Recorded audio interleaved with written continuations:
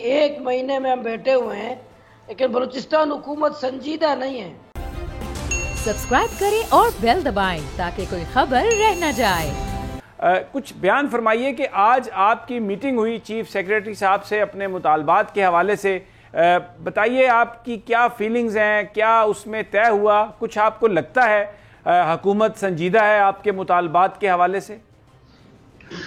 بسم اللہ الرحمن الرحیم، بہت شکریہ آپ نے مجھے موقع دیا کہ بات اپنی عوام تک پہنچا دیں۔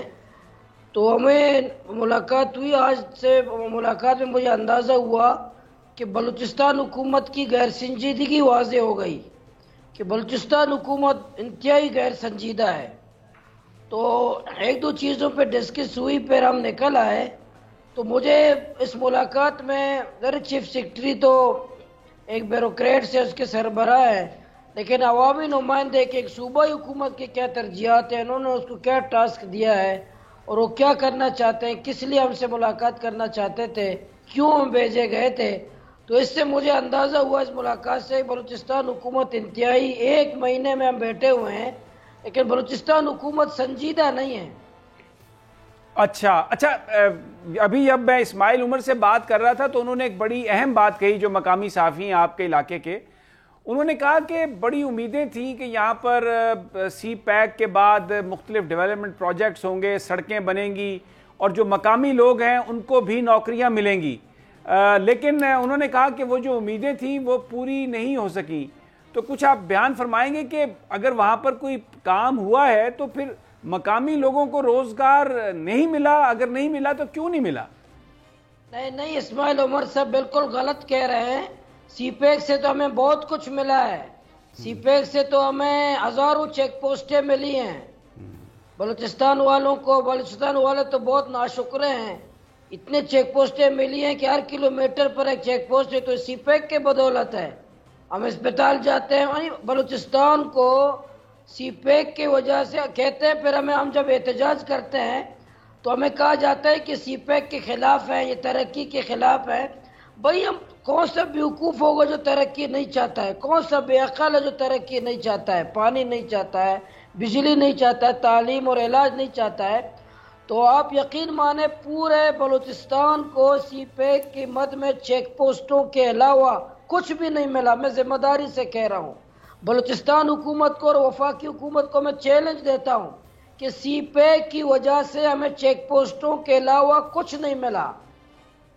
اس کی کیا وجہ ہے؟ چیک پوسٹ جو ہے بظاہر تو اس لیے لگائی جاتی ہے کہ جو حفاظتی اقدامات ہے، کیونکہ ظاہر ہے پاکستان کے دشمن بھی بہت ہیں جو حملہ بھی کرتے ہیں، آ کے ترقیاتی کاموں کو بھی روکتے ہیں، تو اس کی تو ایک یہ وجہ ہو سکتی ہے، لیکن جو لوگوں کی تکالیف ہیں وہ کیوں بڑھی ہیں چیک پوسٹ؟ کیونکہ یہ تو دہشت گردوں کو روکنے کے لیے بنائی جاتی ہیں، عام آدمی کو تو وہاں پر پرابلم نہیں ہونی چاہیے۔ مولانا ہدایت الرحمان صاحب، نہیں، لوگ دہشت گرد تو آزاد ہیں، منشیات سر عام بک رہے ہیں، دن کی روشنی میں بک رہا ہے، ڈیتھ اسکواڈ فعال ہیں، پرائیویٹ مسلح لوگ فعال ہیں، خوف کا ماحول لوگوں پیدا کرتے ہیں، لوگوں کو دھمکیاں دیتے ہیں۔ تذلیل تو عام شہریوں کی ہوتی ہے، ٹیچروں کی ہوتی ہے، ڈاکٹروں کی ہوتی ہے، علماء کی ہوتی ہے، عام نوجوانوں کی ہوتی ہے، ماؤں بہنوں کی ہوتی ہے، ماہیگیروں اور مزدوروں کی ہوتی ہے۔ اور اس سے یہ چیک پوسٹوں سے ہمیں کوئی سیکورٹی عوام کو نہیں ملا سوائے تذلیل کے۔ اس لیے ہم کہتے ہیں کہ بلوچستان کو سی پیک کی مد میں اگر موٹر وے بلوچستان کو نہیں ملتا، پورے 1500 کلومیٹر موٹر وے سی پیک میں بنا ہے، 1 کلومیٹر بلوچستان میں نہیں ہے۔ یہاں بلوچستان کو میں تو بار بار کہہ رہا ہوں، بار بار چیلنج بھی دے رہا ہوں کہ مجھے سی پیک پروجیکٹ میں بلوچستان میں کوئی ایک پروجیکٹ کوئی دکھا دے کہ یہ سی پیک کی وجہ سے بلوچستان کو ملا ہے، پھر کوئی آ کے ہم پہ الزام بھی لگا سکتے ہے کہ سی پیک بلوچستان میں موجود تھا، یہ لوگوں نے مخالفت کی۔ بھائی، بلوچستان میں سی پیک وجود ہی نہیں رکھتا، موجود ہی نہیں ہے۔ سی پیک کے نام پر ہماری جو تذلیل ہو رہی ہے، ہماری بے عزتی ہو رہی ہے، اس کے نام پہ جو وسائل لوٹے جا رہے ہیں ہمارے نام کے ساتھ، اس لیے تو ہم چیخ رہے ہیں، اس لیے تو ہم احتجاج کر رہے ہیں۔ اس لیے میں یہ بتانا چاہ رہا ہوں کہ جو روزگار یہ سیکورٹی کے نام پر، چیک پوسٹوں کے نام پر، ترقی کے نام پر اور سی پیک کے نام پر جو ہمارا روزگار چھینا جا گیا ہے، ٹرالر مافیا کے ذریعے بارڈر مافیا کے ذریعے، ڈیتھ اسکواڈ کے ذریعے، ڈرگ مافیا کے ذریعے جو ہماری تذلیل، جو ہمارا روزگار چھینا گیا ہے، یہ وہی نام نہاد ترقی کے دعووں کے بعد ہے۔